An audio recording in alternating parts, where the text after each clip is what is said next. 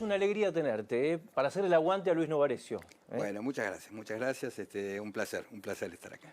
Me interesa mucho tu condición de psicólogo barra analista político, porque tengo la sensación de que hay problemas que en la Argentina solo se entienden desde el punto de vista de la psicología.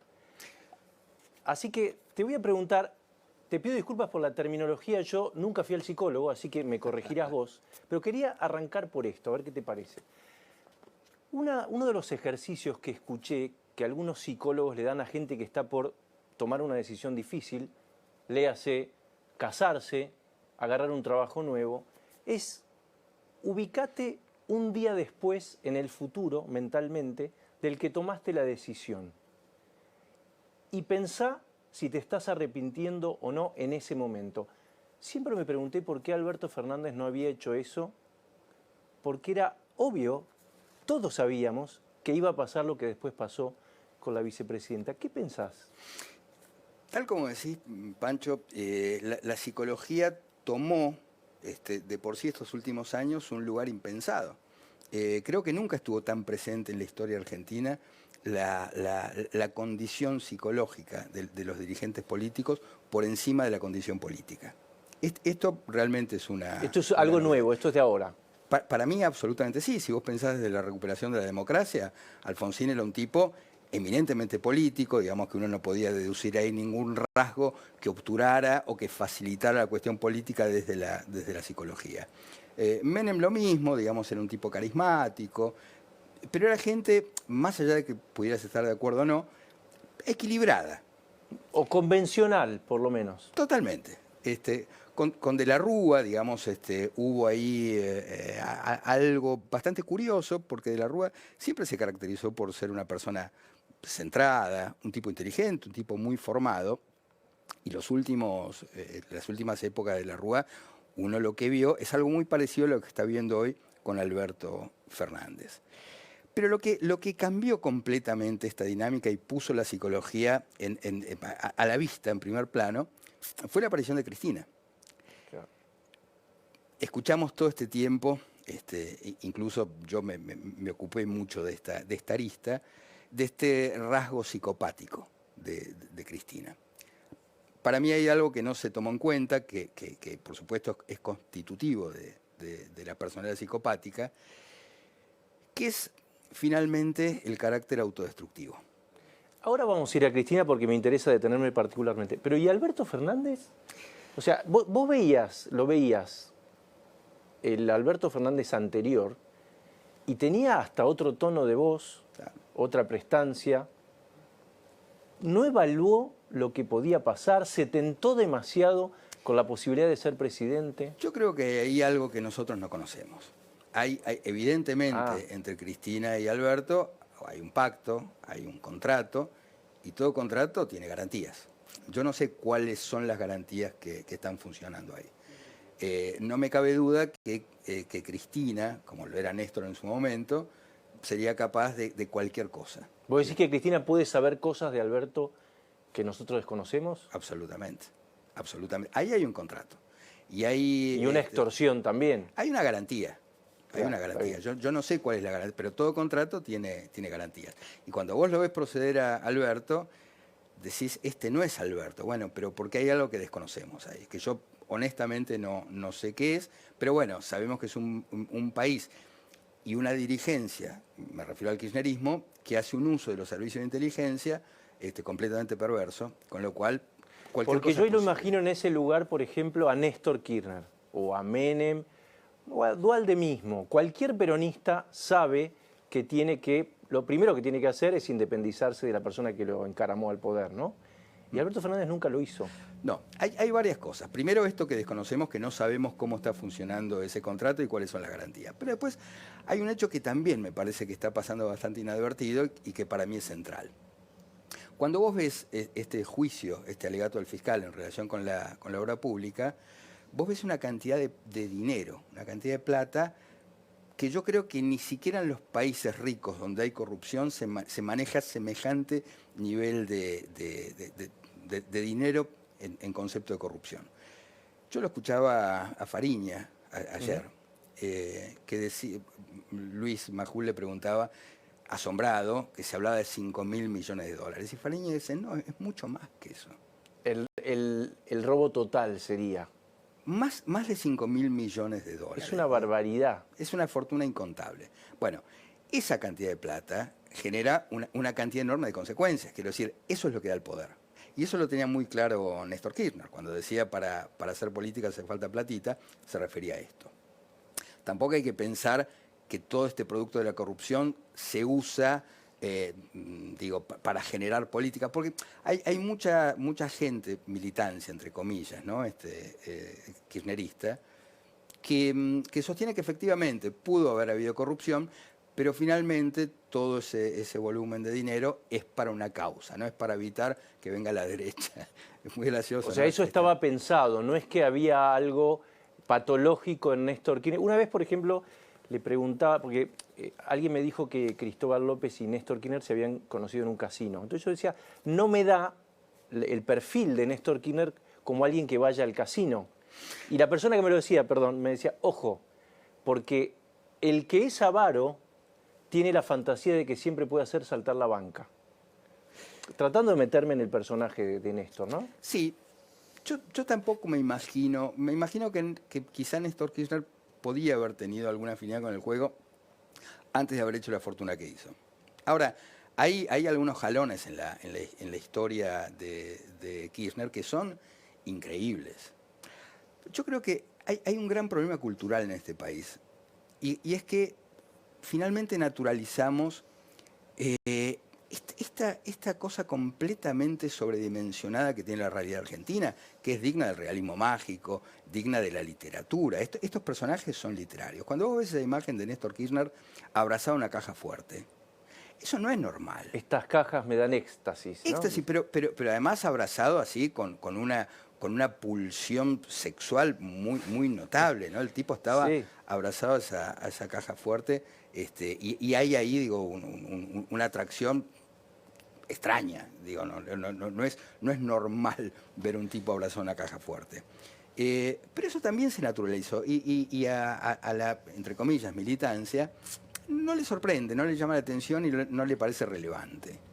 Vos te das cuenta que sería, vos imagínate, no sé, un tipo como Obama que se conoce, no sé, que el tipo se abrazó a una caja fuerte, con todo lo que eso significa, porque además, cuando se da cuenta de lo están filmando, dice, no me habrá filmado, ¿no? Es decir, él sabe que hay algo pornográfico ahí. ¿Y no nos importa, no le importa la militancia? Mirá, lo que le pasa, hay dos dimensiones de la psicología, ¿no? Lo que pasa en la dirigencia y también, por supuesto, lo que pasa entre los seguidores. Esto tiene una mecánica muy semejante a la de las sectas. Ahora se acaba de desbaratar una secta ahí en Villa Crespo, que hay que pensar esto desde la lógica de secta, porque se dice, bueno, acá en la Argentina el votante vota por bolsillo. No solamente. Ahí en los allanamientos a esta secta había $400.000 que eran de los adictos. Aportantes. ¿No? Claro. El votante vota también con las emociones. Claro que ¿no? sí, claro que sí. ¿En la ideología hay algo emocional? Mirá, es interesante volver a aquellos viejos textos que hablan de esta relación entre la política y las masas, ¿no? Recordemos a Gustave Le Bon, allá fines del siglo XIX, principios del siglo XX, empezaban a pensar en esto de la psicología de las masas. Le Bon escribe Psicología del Socialismo y Psicología de las Masas, donde explica, según su punto de vista, cómo funciona esta dinámica. Después Freud, ya en la parte más tardía de su carrera, escribió Psicología de las Masas y Análisis del Yo, que discute un poco con Le Bon, ¿no? Sobre todo la función del líder y qué sé yo. Pero es muy interesante porque Freud lo hace, digamos, en los prolegómenos de la aparición del fascismo, del nazismo. Era un tema, digamos, muy elocuente en ese momento, la atracción que ejercían las masas, Hitler, Mussolini, claro. esos líderes. Bueno, no se puede dejar de tener en cuenta esa mirada, digo, científica sobre las masas. Claramente el populismo siempre trabajó esa arista y ese manejo con las multitudes. Quiero volver un segundo a Alberto Fernández. ¿Cómo crees que lo va a recordar la historia? De manera patética. yo creo que es, de verdad creo, es el presidente más patético, para usar las propias palabras de Alberto Fernández, ¿no? Que él usaba con Cristina, ¿no? Exactamente. Con el peronismo en la época de Cristina, eso para ser más correcto, ¿no? Exactamente, ¿viste? El karma siempre se construye. No hay nada, cuando uno piensa en el karma, no hay ahí nada supersticioso. Uno construye su destino. Uno construye su destino y construye su destino con sus propias palabras. Y cuando él usó esta palabra, patético, quizá no sospechaba que la estaba usando para su propio destino, ¿no? Es casi como una tragedia griega. ¿Se le podría atribuir mala suerte con la pandemia y la guerra de Ucrania? Bueno, no porque también, otra vez, él es completamente dueño de su destino. Él fue el que pocos días antes de la invasión a Ucrania le ofreció a Putin. Esa imagen también es impresionante. Yo estoy seguro que él no sabía que lo estaban televisando en ese momento. Claro, bueno, pero de hecho hubo un cortocircuito con la gente de comunicación, ¿no? Es muy impactante que el tipo le dice, bueno, Argentina puede ser la puerta de entrada para Rusia. Digo, ahí escribió su destino. Pero se manejó muy mal, tanto como en la guerra como en la pandemia. Lo de la pandemia fue lisa y llanamente aberrante. Fue aberrante y fue una excepción este país. ¿Te referís a la cuarentena larga, al vacunatorio VIP, a la fiesta de Olivos? A todo eso, a toda esa suma. ¿Cómo el tipo tenía...? Porque él podría decir, bueno, nadie tenía el diario del lunes en ese momento y estaban todos asustados y no quería que se me apilaran los cajones de muertos en las calles. Pero ¿no? le sucedió. Quiero decir, le sucedió de todas maneras. La cantidad de muertos que tuvo este país realmente fue excepcional. El porcentaje es... Por más que los tipos ahora quieren reescribir la historia y él se jacte de que yo decía, ¿no? Él se jactó el otro día, sí. Sí, pero bueno, pero es increíble. ¿A quién le está hablando? Yo de verdad que no sé a quién le está hablando porque nosotros hemos sido las víctimas y los protagonistas de esta pandemia. ¿A quién le habla? Todos tenemos familiares que han muerto, todos nosotros nos hemos enfermado, a todos nos tocó la pandemia. Entonces, es muy increíble que diga esto, digamos, en contra, no ya de las evidencias, en contra de las vivencias, en contra de las vivencias de la propia Quiero meterme gente. un segundo en el papel de Cristina. Cristina terminó su segundo gobierno bastante mal desde el punto de vista de los números. Si uno ve, administrativamente no fue un buen gobierno. Dejó mucha herencia hacia adelante, dejó un déficit descomunal, perdió el autoabastecimiento energético. Sin embargo, uno ve la política argentina, todos giran alrededor de ella, todo el peronismo gira alrededor de ella, la oposición razona según las categorías de Cristina, quizá inconscientemente, y uno se pregunta por qué nadie ni siquiera se lo puede decir, le puede disentir en una reunión privada con ella. Yo no lo vi con nadie, por lo menos en democracia, a esto. ¿A qué lo atribuís? ¿Ahí hay algo que excede a la política? ¿Es que tiene los votos de la provincia de Buenos Aires y con eso... Pero además perdió, o sea, la última elección perdió. Tampoco se explicaría desde ese punto de vista. Mira, son varias cosas, algunas de ellas las comentamos acá. Ella tiene mucho poder porque tiene muchísimo dinero. Y el dinero no solamente genera poder per se, sino que genera complicidades. Entonces, Pero bueno, Macri también tiene plata. Sí, pero no es lo mismo. No. A ver, estamos hablando de un volumen de plata, según dice el propio Fariña, que supera los 5.000 millones de dólares, que insisto, es una cantidad de plata con la cual moves el mundo. Es impresionante. No conocemos, otra vez, cuáles son los pactos con el propio Alberto, los pactos con el peronismo, cómo es esa red de complicidades. Entonces, está la cuestión política, pero también está la cuestión psicológica. Hay algo ahí misterioso que tiene que ver con el modo en que Cristina somete. Hay algo ahí del orden de lo sadomasoquista que es muy notable. Yo eso lo empecé a ver. ¿Tiene algo en común con un sadomasoquista? Con un sádico. Con un sádico. El PJ funciona como el masoquista, pero ella... Ok, perdón. Ella tiene un modo de proceder absolutamente sádico, donde disfruta. Vos escuchás los discursos, incluso los últimos discursos, donde le dio la estocada final a Guzmán. Guzmán reaccionó como reacciona una persona que tiene sentimientos, ¿no? Parecía el más frío de todos, parecía el que... Es un tipo que reaccionó como reacciona una persona normal, que dice, ya está, hasta acá llegué. Claro, Hasta acá llegué. Y si te puedo hacer daño, te voy a hacer daño. Se fue haciendo mucho daño Guzmán, deliberadamente. Todavía vemos las consecuencias, Obvio, ¿no? por supuesto. De la corrida. Eso fue deliberado. Y uno entiende por qué reacciona de esa manera, porque la gente tiene un límite. Lo que no se entiende es por qué todos no reaccionan como Guzmán. Esa es la gran pregunta. Pero ¿y ella, de dónde parte ese rasgo que vos estás marcando? ¿De una inseguridad? ¿De algo que viene de más atrás? Mira, ese rasgo sádico que uno ve tiene que ver con lo que Freud llamaba las perversiones, ¿no? ¿Vos crees que Cristina es feliz, por ejemplo? No, no lo sé, no me parece. Yo sí lo pienso desde mis propios términos. Lo hablaba ayer con mi esposa, ¿no? Es la vida que uno no quisiera. Es espantosa. La vida de Cristina Kirchner es espantosa. Es lo peor, es una pesadilla vivir la existencia de Cristina Kirchner. Ella lo debe disfrutar porque insisto, me parece que ahí hay un goce. Freud diferenciaba el goce del placer. El placer, bueno, es lo que nosotros conocemos, lo que nos causa esta palabra que se define por sí misma, placer. En cambio, el goce tiene que ver con el dolor, ¿no? ¿Viste cuando te duele una muela y te pasas la lengua y te duele y no puedes dejarle pasar? Bueno, eso es el goce, ¿no? Esa manera... Regodearse en la herida. En la herida propia, en la herida de los demás. Y cuando vos la ves proceder a Cristina, ahí hay un goce por el sufrimiento. Esos últimos discursos, donde habla del teléfono del presidente, donde nos hace saber que ella tiene información del presidente, digamos que podría llegar a ser pública. Me acuerdo aquel viejo acto de Scioli que dijo, no puedo hacer nada con el tema de la seguridad porque tengo las manos atadas. Sí. Y ahí fue el propio Néstor el que subió al escenario, claro, y le dijo, ¿quién le ata las manos? Diga quién le ata las manos. Exactamente, ¿no? El tipo no podía decir, vos me tenés las manos atadas.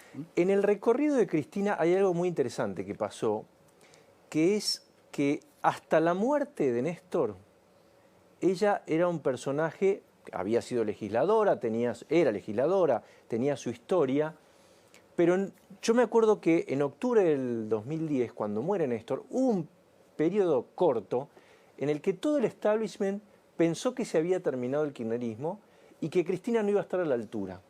A partir de ahí emerge una líder completamente distinta, cualitativamente hablando, como si se hubiera emancipado, ¿no? de lo que era en ese momento el influjo de Néstor. ¿Cómo crees que puede haber operado eso en su cabeza? Mira, ahí pasó algo bastante curioso que yo lo puedo ver con cierta transparencia. Kirchner era un tipo muy zorro, hacía política, digo, disfrazándose, camuflándose. El tipo sabía, cuando él funda Carta Abierta, dice, me voy a dedicar a poner un taller literario. Sí. Entonces, bueno, el tipo lo hizo sabiendo.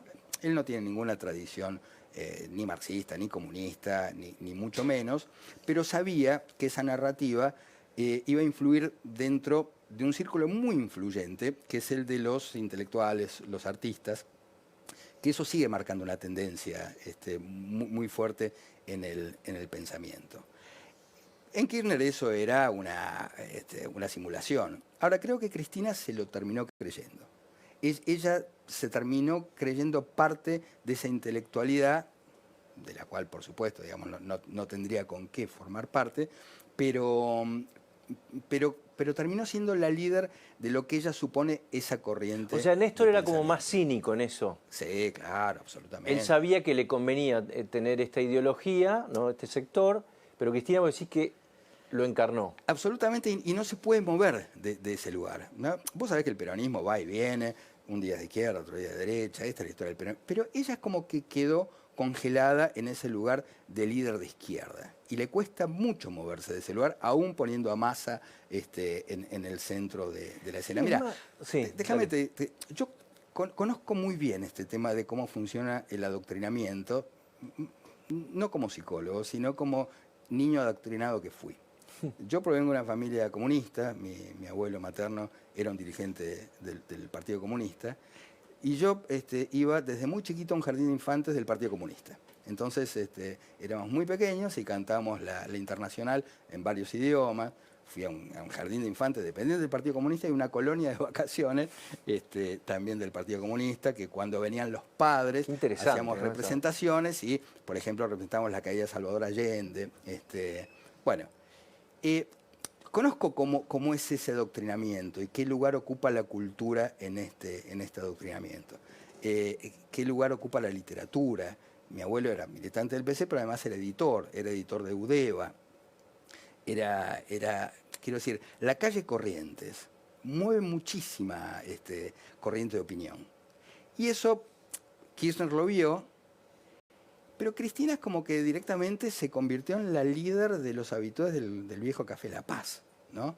Que en el fondo no son más que unos lúmpenes, que no.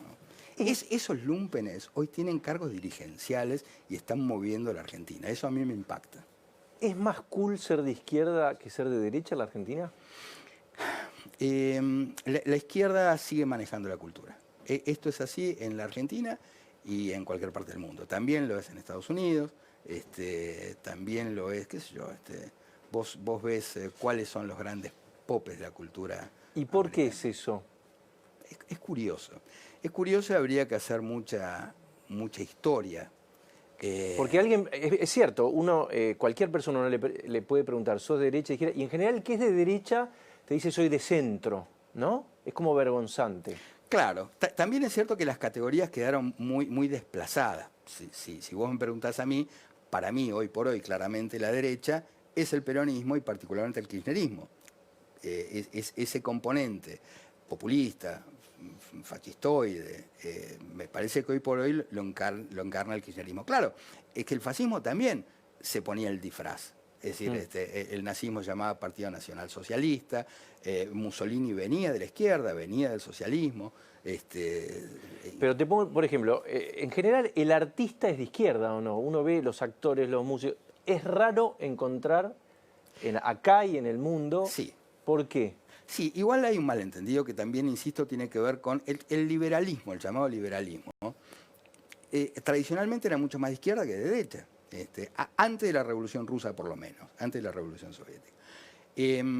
Pero también hay malentendido porque si vos pensás cómo está el mapa político-cultural en la Argentina, bueno, yo te podría mencionar decenas de intelectuales, de los más prestigiosos, que no tienen nada que ver con el kirchnerismo. Quiero decir, por mencionar a alguien cercano a mí, cercano a la nación, Fernández Díaz, pero también podemos hablar de Santiago Kovadlov, también podemos hablar de Marcos Aguinis, de Marcelo Birmacher, recordemos a Lelutier, bueno, hace poco falleció Munstock,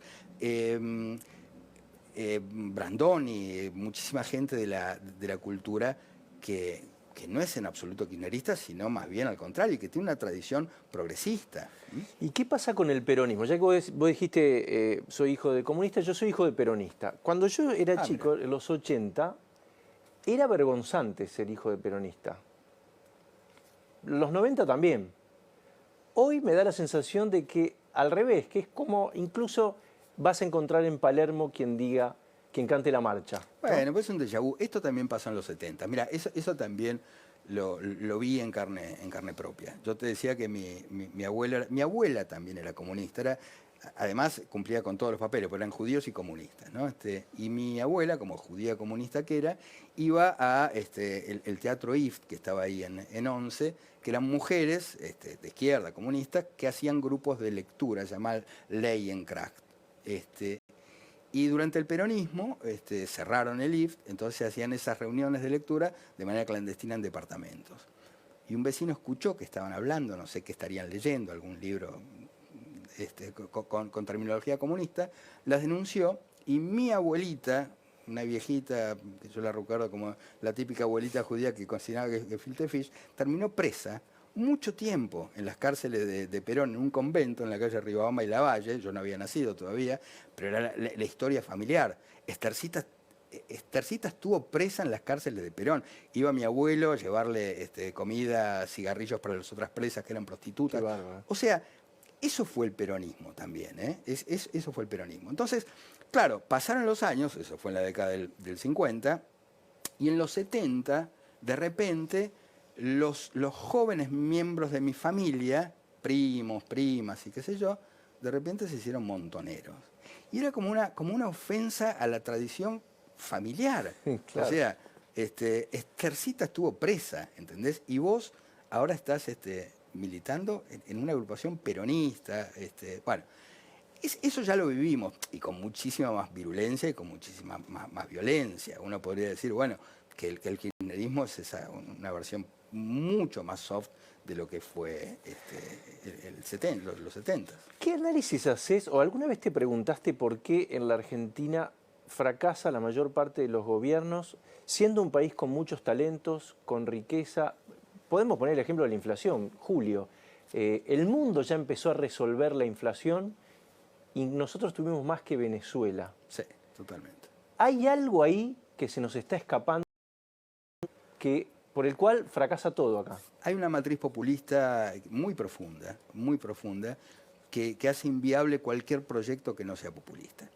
Cuando digo populista, me refiero a una larguísima tradición que tiene que ver con, desde el golpe del 43 en adelante. O sea, cuando decís populista, raíz populista, no te referís solamente al peronismo. No.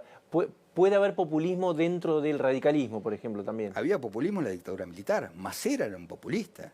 Masera era un populista que además estaba con ciertos contactos con montoneros. Bueno, el populismo es consustancial.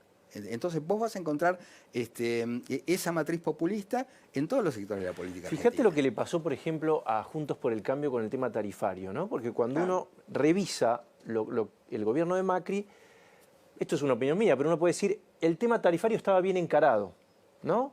Pero eso le costó el cargo a Aranguren, y hoy cuando uno habla con gente de Juntos por el Cambio de por qué perdieron la elección de 2019, te dicen las tarifas. Con lo cual, uno infiere que el problema no está resuelto, ¿no? Esto un poco abonando lo que vos decías. Bueno, totalmente. Incluso vas a escuchar muchos que dicen, bueno, si el último año Macri hubiera hecho un poco de populismo, estaría hoy quizás en el gobierno. Si no hubiera aumentado las tarifas de esa forma. Entonces, por un año de populismo que podía haber hecho Macri, nos salvábamos de, no sé, esperemos que sean solamente 4 años de populismo salvaje, que va a ser muy difícil revertir esto. Yo no tengo la respuesta a esto, porque es cierto. Si vos decís, ¿y qué hubiera pasado si Macri no aumentaba el último año las tarifas de esta manera? ¿Qué pasaba si hacía un poquito de populismo? Pero otra vez, me encuentro yo mismo pensando de la forma en que no hay que pensar. Que no hay que pensar. Claro. Hay un trabajo que tiene Pablo Gerchunov, que creo que está también Martín Rapetti y un economista más, que se preguntan esto, ¿no? Esto que estamos hablando, y llegan a la conclusión de que la Argentina, por su pasado, que algunos suponen europeo, nos autopercibimos europeos, esto ya son palabras mías, ¿no? Tiene un nivel de demandas sociales para las que no trabaja, para las que no produce. Eso hace que ese nivel de demandas, satisfacerlo, requiera un nivel impositivo de gasto público que obviamente socava la inversión. Entonces siempre estamos en la misma... ¿Puede haber una explicación psicológica ante eso? ¿Demandamos más que Paraguay, por ejemplo? Sí, hay una cuestión profundamente cultural. No es casual. Digo, así como en todo el arco político hay enclaves populistas, que ya como una mecánica, en todo el enclave populista también hay estas maneras, para decirlo con un término que no me gusta, gorilas de pensar. Cuando vos lo escuchás a Alberto Fernández diciendo la frase de Octavio Paz, ¿no? Mirá, te pongo un paréntesis. Yo estaba presentando un libro en Bélgica, en Antwerp. El secreto de los flamencos, que es una novela que transcurre en Flandes. Entonces alguien del público me pregunta por qué a un argentino se le ocurría escribir sobre Europa. Entonces yo le dije, bueno, mis abuelos paternos eran húngaros, era pintor, tenía mucho vínculo con la tradición pictórica de Flandes, y efectivamente cité la frase de Octavio Paz. Yo no sabía que estaba el embajador argentino en esa presentación y saltó, época kirchnerista, todavía año sería el 14, el 13, por ahí, saltó indignado, que aparte había ido ahí a arruinar la charla, a decirme que esa frase era una aberración. Esto de que los argentinos vinimos de los barcos, haciendo toda una defensa. Bueno, fue lo que encontró para intentar arruinar esa charla. Bueno, yo no sé si se imaginaba que el propio presidente iba a terminar pronunciando esa frase, que efectivamente, dicha en ese contexto, sonó fanfarrona, jactanciosa. lo que los peronistas llaman gorila, ¿no? Claro. Esto que los peronistas llaman gorila. Y efectivamente a Alberto Fernández se lo acusa de gorila. Entonces me parece que la Argentina tiene este doble problema. Por una parte, esta matriz completamente populista, y por otra parte, este complejo de inferioridad, porque finalmente... Es complejo de inferioridad. Claro, absolutamente. Me interesa. Este europeísmo de los argentinos se llama complejo de inferioridad, digamos. Siempre quisimos ser París. Es aspiracional, ¿no? Dirían ahora. Claro, claro. Y en la ciudad de Buenos Aires, y yo te diría en las grandes ciudades de la Argentina, en Rosario, en Córdoba, se nota que Argentina es un país frustrado. Cuando vos ves arquitectónicamente la Argentina y ves un palacete francés hermoso y al lado ves un edificio que es una pajarera, una porquería, ahí está la frustración de la Argentina. Nosotros no queríamos... Nosotros somos eso.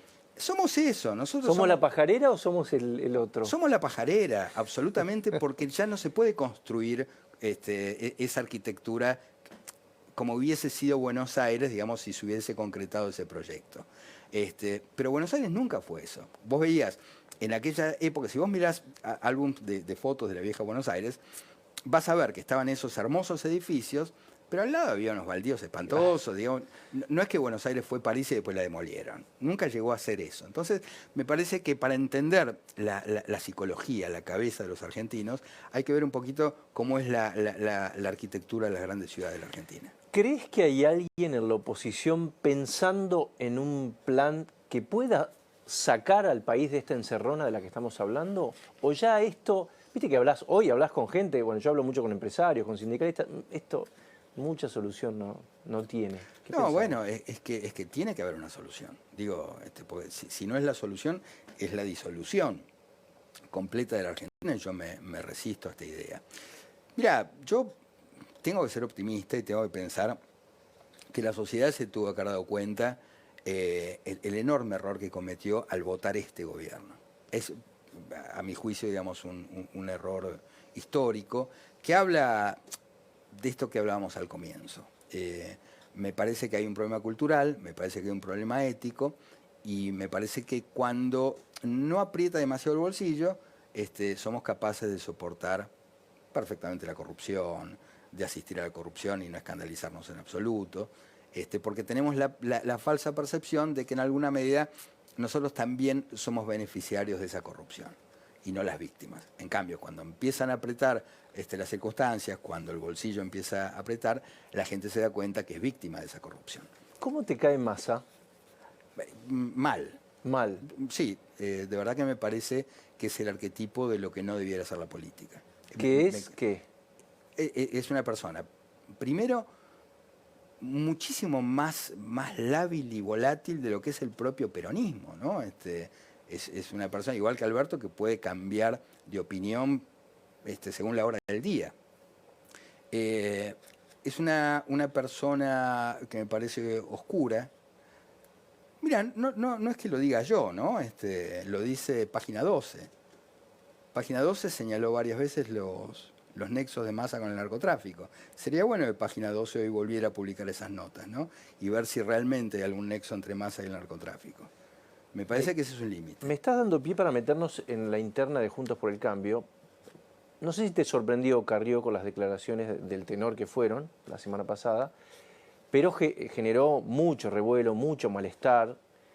Hay incluso, bueno, se filtraron chats entre Morales, y Morales le dijo: ¿te pareces a Cristina? Palabras más, palabras menos. ¿Tiene algo en común Carrió con Cristina? Sí, claro que sí. Sí, hay un rasgo psicopático que es completamente semejante al de Carrió. Hay una matriz muy similar, muy semejante. Ellas se llevaron muy bien en la Convención Constituyente del 94. Claro que sí. Sí, ella siempre dice: yo la quiero mucho a Cristina.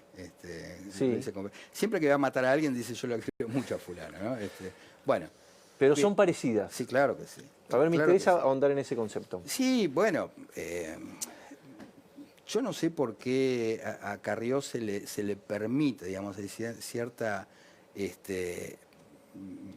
permisividad por parte del público, sobre todo el público hoy opositor, a que Carrió pueda decir cualquier cosa. Estas últimas declaraciones me parecieron muy peligrosas, me parece que está transitando una cornisa muy delicada, porque si se cae no se va a caer ella, va a arrastrar a toda la oposición en esa caída. Pero además, ella habla en nombre de la verdad. Primero se pone en un peldaño ético y moral superior al de cualquiera de nosotros, no sé por qué, no sé qué le otorga a ella una superioridad moral, desde la cual ella se cree con el derecho de decir cualquier cosa. Pero ella habla en nombre de la verdad, como si ella fuera la portadora de la verdad. Más bien me parece que en estas últimas declaraciones mintió. ¿Por qué? A ver. Porque, a ver, yo no sé cuál es la relación de los diferentes líderes con Massa. Ahora sí te puedo decir que me consta que Patricia Bullrich no tiene ningún nexo con Massa. Al contrario, me parece que la forma de construir política de Patricia Bullrich está en las antípodas de la forma de construir política de Massa. ¿Y por qué crees que elige este momento? O sea, ¿sin Massa no habría habido esta declaración de Carrió? Mira, no lo sé. Uno podría pensar que ella está queriendo abrirle espacio a sus candidatos. Eso es verosímil, pero yo creo que finalmente hay un desequilibrio emocional que la lleva a hacer estas declaraciones y después a redoblar además la apuesta. No te cierra. No me cierra y me parece muy, muy peligroso.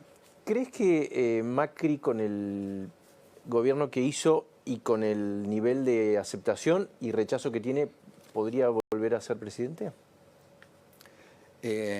O si tuvieras que aconsejárselo, digamos, ir o no ir. No, honestamente no me parecería oportuno, me parece muy riesgoso. Entiendo que es una persona que le gusta asumir los riesgos, pero yo no sé si a la sociedad le gusta asumir semejantes riesgos. Me parece que es riesgoso. ¿Viste cómo es la discusión adentro en Juntos por el Cambio? Lo que dice Macri, ¿no? Lo que dice en la intimidad es, bueno, nosotros necesitamos hacer un cambio, en algunos casos de 180 grados, y aliándonos, lee Massa ahí si querés, o ampliando la base y de alguna manera llevándonos bien con el peronismo, estos cambios van a ser imposibles porque deberían dejar heridos, alguien tiene que quedar afuera, no se puede incluir a todos. Es un poco el razonamiento en contra de lo que dice Rodríguez Larreta, ¿no? ¿Qué pensás vos para lo que viene? ¿Necesitamos un presidente más inclusivo? Mira, es muy difícil y después las teorías que uno pueda hacer cuando llega la hora de la verdad, nunca se adecuan las ideas con la realidad. Yo lo que creo es lo siguiente. Yo creo que Juntos por el Cambio tiene muy buenos dirigentes, a diferencia de lo que pasa en el oficialismo, que está Cristina, que se ocupa sistemáticamente de decapitar absolutamente a todos aquellos que pudieran llegar a tener alguna posibilidad de algo, incluso de gobernar. Me parece que en este momento la oposición tiene muy buenos dirigentes.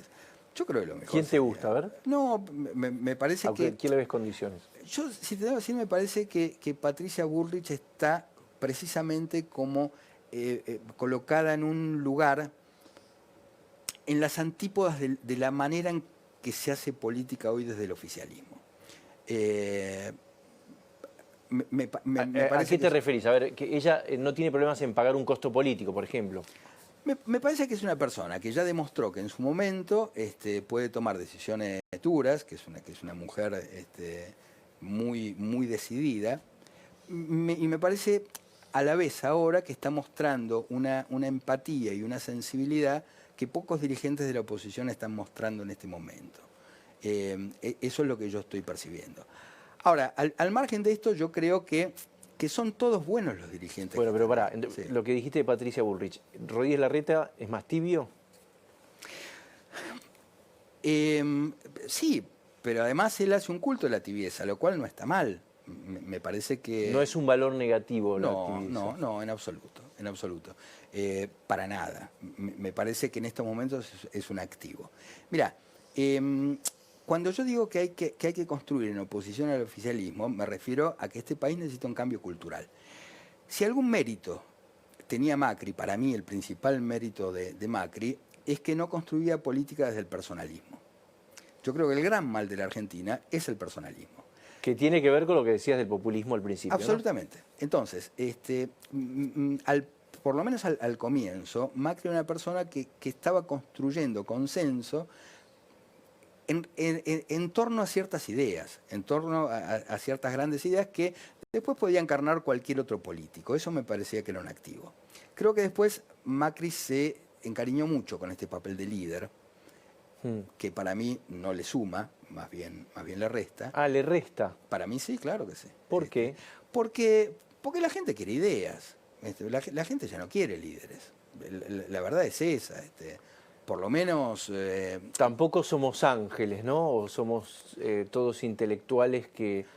No, pero me parece sí que está muy claro el daño que le ha hecho la figura del líder a la Argentina. Un daño enorme, que se ve muy claramente ahora y se actualiza con la figura de Cristina Kirchner, ¿no? Que vos ves, a mí me gusta decir adictos, ¿no?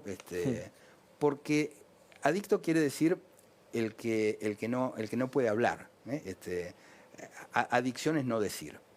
Y me parece que eso es lo que generan los liderazgos, ¿no? Que la palabra se centra en una sola persona y todos los demás se tienen que resignar a obedecer y es más, a esperar las directivas de ese líder. Vos lees hoy los órganos oficiales de prensa y están todos esperando que hable la líder. Bueno, me parece que Juntos por el Cambio tiene que construir en otro sentido, absolutamente. O sea, ¿no te parece mal que discutan, digamos, no, los opositores? Me parece muy bien. ¿Te parece saludable? Me parece muy bien y sobre todo que se discutan ideas. ¿Sirve en esto que hablamos de erradicar el populismo, pegarse un golpe? O sea, viste que vos tenés en Juntos por el Cambio gente que dice, cuanto peor mejor, como los troscos. Sí. Esto... Si no, no vamos a aprender nunca y tenemos que construir a partir de ahí. ¿Qué pensás de eso? No, que así nos ha ido. Me parece que ese plan no tiene fondo. Porque para darse el Podés palo, estar cada vez más abajo. Cada vez más abajo. Hay ejemplos en la historia. Naciones que tenían un futuro de prosperidad. Haití fue la primera república de América Latina, el primer país en independizarse y parecía que iba a tener un futuro de gloria. Se diluyó, como país se diluyó. Lo mismo lo podría decir de Venezuela, lo mismo, vamos a ver ahora qué pasa en Colombia, pero los países se acaban, se cayó el Imperio Romano, obviamente cualquier república también se puede caer. Estamos en una coyuntura del mundo muy delicada, además. ¿Ves algún dirigente del interior que te suscite alguna tensión? Sí, yo no soy tampoco muy propenso y muy afecto a hacer esas diferenciaciones. O bueno, ¿qué dirigente te parece que puede ser interesante de acá al futuro? No. Yo insisto, me parece sería muy saludable empezar a prescindir de la idea de los personalismos. A mí me gusta hablar de ideas, me gusta... Creo que por ahí viene el futuro, ¿no? Mirá, yo tuve el privilegio, pues realmente es un privilegio de viajar a distintos lugares presentando libros que uno conoce mucho más, además, cuando viaja en plan de trabajo. Y particularmente yo volví enamorado de Escandinavia, de los países nórdicos, Noruega, Suecia, Finlandia, y ahí entendés claramente que lo único que sirven son las ideas, no importa quién está en el poder, no importa el nombre, realmente lo que importa son las ideas y son países que a lo largo de estos últimos años han tenido, digamos, una evolución fantástica, sin que importe demasiado cuál es el nombre del tipo que está. Ahí entendés también lo que nunca vamos a hacer, supongamos, ¿no?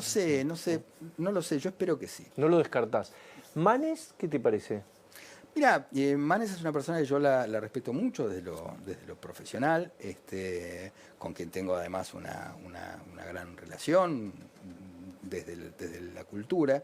Me parece que es un buen candidato también que tiene el radicalismo. Por eso lo que te digo, Pancho, es que hay muchos buenos candidatos en el PRO, en Cambiemos, y muchos buenos candidatos en el radicalismo. Yo creo que una buena interna general vendría muy bien y sería muy saludable. ¿Estás escribiendo? Sí, bueno, ahora estoy en la parte más vertiginosa. Yo aproveché la pandemia para escribir mucho.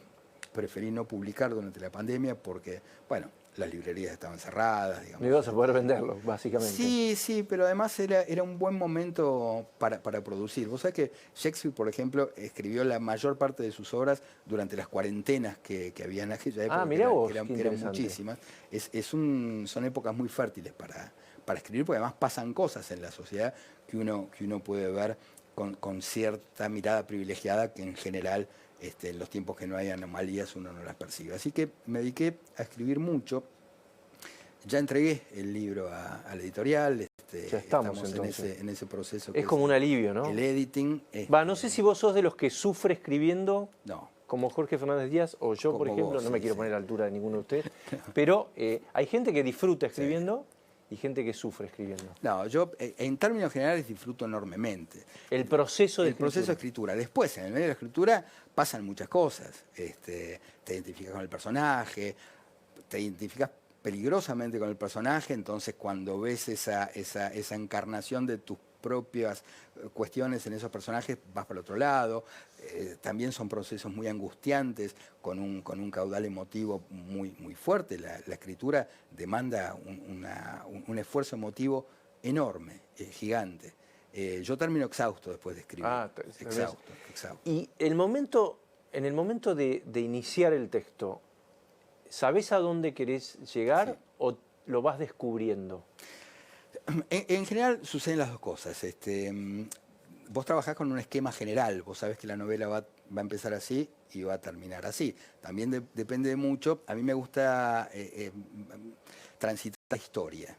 Y la historia también te pone límites, porque la historia es la historia, entonces no podés hacer lo que querés con los personajes que existieron, no podés hacer lo que querés con la historia.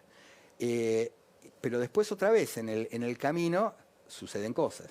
Vas descubriendo cosas. Vas descubriendo cosas de la historia que estás contando y vas descubriendo cosas que te pasan a vos con esa historia. Lo que no puedes cambiar es el género de lo que estás escribiendo. O el tono. Claro, pero hay que ser muy obedientes también al género de lo que estás escribiendo. Una novela histórica es una novela histórica. ¿Y te corregís mucho? ¿Tachás, volvés atrás? Mucho. Y bueno, como decía García Márquez, escribir es el arte de saber cuándo dejar de corregir, ¿no? Bueno, creo que era Alfonso Reyes el que decía que el editor nos hace un favor, porque nos pone, si no estaríamos corrigiendo permanentemente, ¿no? Totalmente. Y yo creo mucho además en el trabajo del editor. Tenemos muy buenos editores en este país. Acabo de tener una muy grata experiencia, porque tener una mirada imparcial del texto, la verdad es que sirve mucho. Yo en general debo decir que los textos salen muy parecidos a como los escribo, pero es muy útil. Pero te los mejoran, digamos. Podemos decir que los editores... Sí, nadie te impone nada, por supuesto, son conversaciones, pero a mí me gusta mucho la conversación con los editores. ¿Y vos escribís, tomás distancia del texto que escribiste, dejás pasar el tiempo y después lo abordás, o es todo un continuo? Mirá, en general me sucede que yo empiezo a escribir o a elaborar una idea y queda ahí trabajando sola. Y después de muchos años vuelvo a ver qué tenía. Y entonces ahí esa idea trabajó por sí sola y decís, bueno, acá sí hay una novela. Entonces, qué sé yo, de 10 proyectos queda 1, 2. Pero la prueba del tiempo es fundamental. Una vez que vuelvo a ese texto, después de varios años son 20 años. Sí. Yo me estoy encontrando con textos que escribí en el año 2000, 1990 y tanto, y los retomo. Esa prueba del tiempo es fabulosa porque decís, bueno, este es un texto atemporal que lo puedo escribir ahora, como dentro de 20 años. Pero quiero volver al tiempo, a la línea de tiempo, porque hay un personaje que no mencionamos en toda la charla, que es Máximo Kirchner. En algún momento, no sé si ahora, en la Cámpora lo soñaron como el heredero. No sé si ya se le pasó el cuarto de hora o qué pensás vos. Mira, es una persona que no tiene absolutamente ningún talento, que lo único que tiene es la aportación del apellido Kirchner. Eso tampoco significa demasiado, a mi juicio. Pero para una parte de la militancia es todo, ¿no? Sí, ahora, si vos te alejás de la secta, de ese pensamiento sectario, a mí me asusta mucho ese pensamiento sectario. Ahora voy a lo de Kirchner, pero déjame que te hable de este pensamiento sectario. Me afectó muchísimo, muchísimo, por supuesto a todo el mundo de la literatura, el atentado contra Salman Rushdie. Claro. Vos sabés que yo estuve con él hace unos años en la feria de Guadalajara, un tipo fantástico, un tipo que además conoce la cultura argentina y la obra de Borges como pocos. Pero me asombró muchísimo en ese momento que no tenía custodia de ningún tipo. Es decir, estaba el stand del editorial, había un entrepiso y ahí estaba él y cualquiera que subía se lo podía encontrar y te encontrabas con Salman Rushdie. Después a la noche fuimos a cenar con un grupo de editores y escritores. Había muchísima gente, el tipo estaba sentadito en un rincón. Podía pasar cualquier cosa, porque ese restaurante... Y ya ahí te llamaba la atención a vos. Me llamaba muchísimo la atención, y es más, él mismo me parece que tenía la percepción de que era un riesgo no solamente para él, sino... para el resto. Claro, era alguien que estaba resignado, completamente resignado, y que ya no soportaba esta condición claro, que es tremenda. De por vida, ¿no? Claro, bueno, a ver, me parece que es indudable que ese acto, ese atentado, es una aberración desde cualquier punto. Digo, no hace falta decirlo. No hace falta decirlo. Claro. Bueno, vos lees los comentarios que dejaban los lectores, de página 12 concretamente, ¿no? En relación con el atentado de Salman Rushdie, y lo justifican. Entonces, cuidado, porque eso es un límite, es un límite que se pasó, ¿no? Porque no estamos hablando de Rucci, ¿no? que tampoco nada lo justifica, por supuesto, pero estamos hablando de un escritor que además es un feroz crítico de un régimen imposible como es el régimen iraní. O sea, ¿es un límite que se pasó en el mundo o es en algún momento hay un quiebre, un punto de inflexión? Mira, yo no sé lo que pasó en el mundo, yo creo que... O vamos acá, a ver, ¿en qué momento? Bueno, hay un antecedente, ¿vos te acordás cuando tiraron las Torres Gemelas con los aviones? Sí. Ahí Eve de Bonafini salió a festejar eso. Eso sí. Yo creo que marca una forma de razonar las cosas. Los mismos que cuando fueron los atentados de la Embajada y de la AMIA, dijeron... Bueno, lisa y llanamente que el culpable directo o indirectamente había sido Israel, ¿no? Esas cosas demenciales que cuando empiezan a aprender son peligrosas, muy peligrosas. Entonces, cuidado, porque esos son síntomas de que las cosas pasaron un cierto límite. Estamos en el mismo país donde hubo ERP, donde hubo montoneros. Yo lo que temo seriamente es que se pueda radicalizar ahora el kirchnerismo, sobre todo en vistas de este juicio a Cristina. Federico, gracias por venir. Siempre es un gusto escucharte. Bueno, muchas gracias a vos y un placer, un placer.